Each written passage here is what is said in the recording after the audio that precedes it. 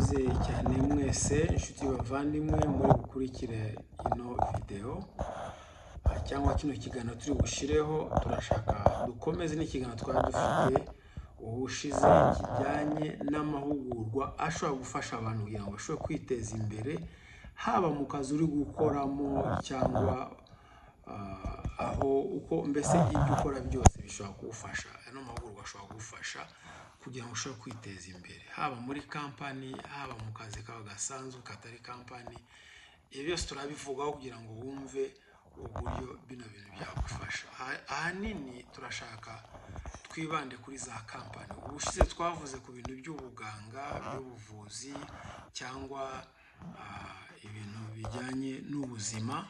Tuvuga kuba CNA n'abandi bose bashaka kubabo uko amahugurwa hari kugira ngo bashobore kuyabona.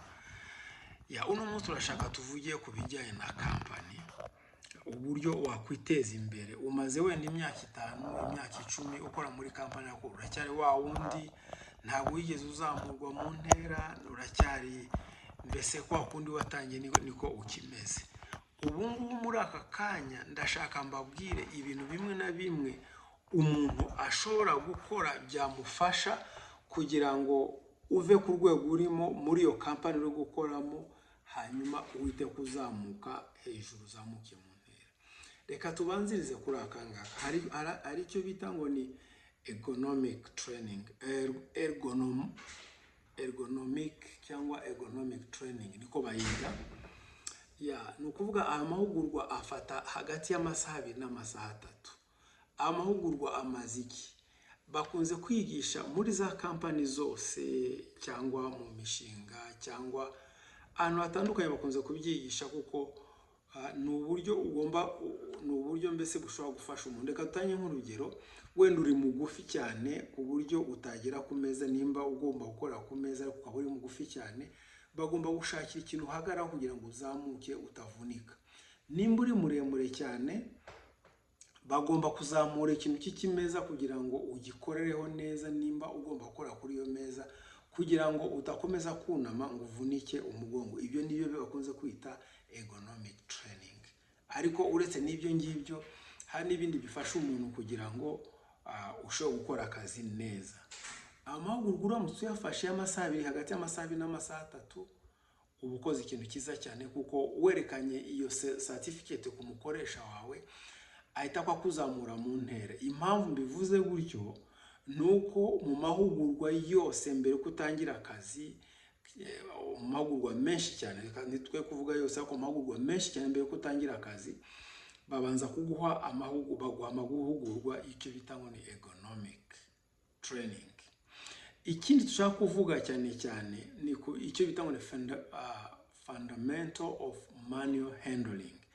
Ibyo bakunze kubyigisha abantu abakora muri material handling cyangwa ibintu byo guterura ibintu, bakwigisha uburyo ugomba guteruramo ibintu. Urumva muri abo mahugurwa bisobanura ko uramutse ufasha no mahugurwa afata hagati y'amasaha 2 n'amasaha 3, ukabona certificate yawe, ushobora kuba umukoresha wawe ku buryo bashobora kureba uko bakuzamura mu ntera, kuko uba uri mu rundi rwego rwo kwigisha abandi uko bagomba kuzajya baterura ibintu neza. Hari ikindi dushaka kuvuga aricyo bita ngo ni PPE cyangwa personal protective equipment. Personal protective equipment cyangwa PPE ushobora kwiga amasaha 3, hagati y'amasaha 3 n'amasaha 4. Ibi bisobanura iki? Ni ukuvuga ni ibintu ugomba kwambara cyangwa ugomba kwishyura kugira ngo ukore akazi kawe neza udakomereka.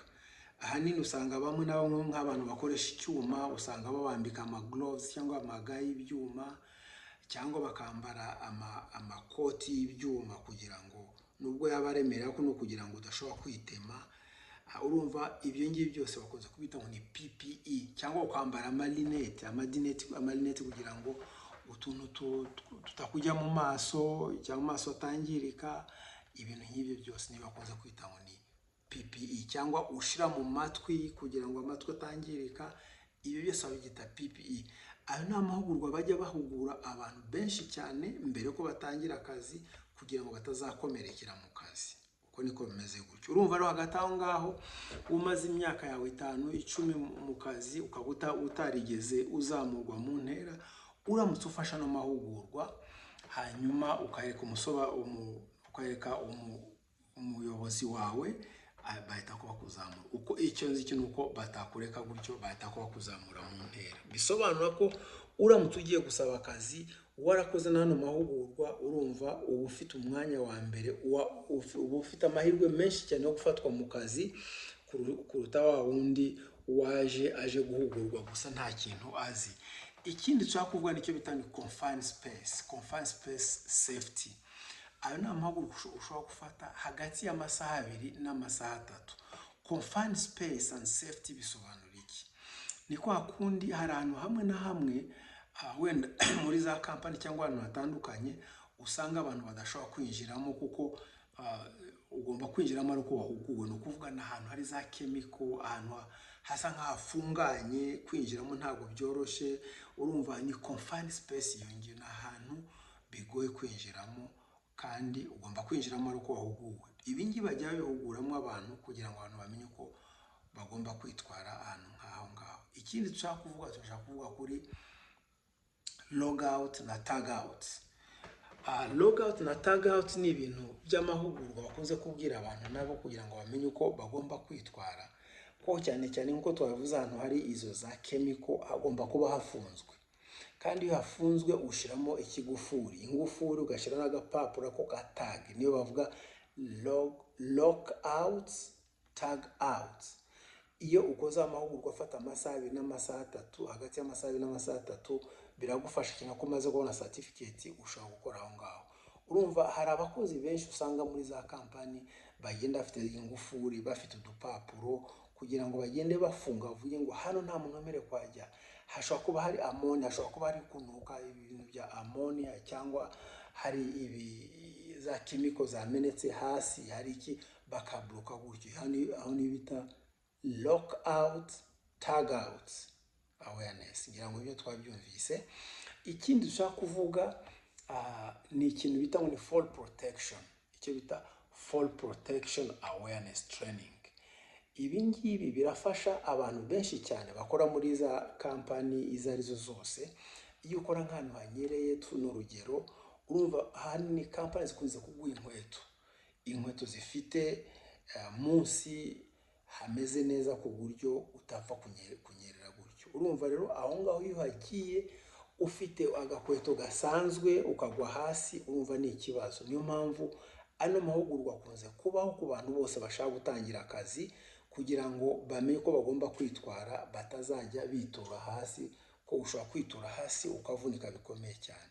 Urumva niyo mpamvu ngo ni fall protection, kwirinda kugwa hasi. Si ibyo byonyine, ariko hari n'ukuntu ushobora kuzamuka ku rwego ugahita kwitura hasi. Iyo ni fall protection. Abantu bagomba kwirinda ibyo ngibyo kandi barabihuguramo abantu ukuntu bagomba kubigenza. Murakoze cyane. Icyo dushaka kuvuga, dushaka kongeraho utuntu nka tungahe dukeya twafasha abantu nabo kugira ngo bashobore kumenya uko bimeze, ko ni ngombwa cyane. Abantu benshi cyane hanze aha ngaho usanga bifuza gukoresha computer cyangwa ordinateur, ariko ugasanga batazi uko babikora. Amahugurwa arahari kugira ngo abantu bashobore gukoresha icyo bita ngo ni Microsoft Word training. Ku bantu bagitangira ni amasaha 2, hagati y'amasaha 2 n'amasaha 3.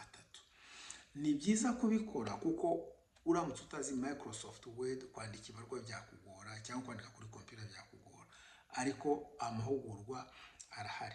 Hari ikindi cyangombwa cyane cyo bita ni professional nanny certificate. No kuvuga abanani, no kuvuga babandi barera abana, abarezi.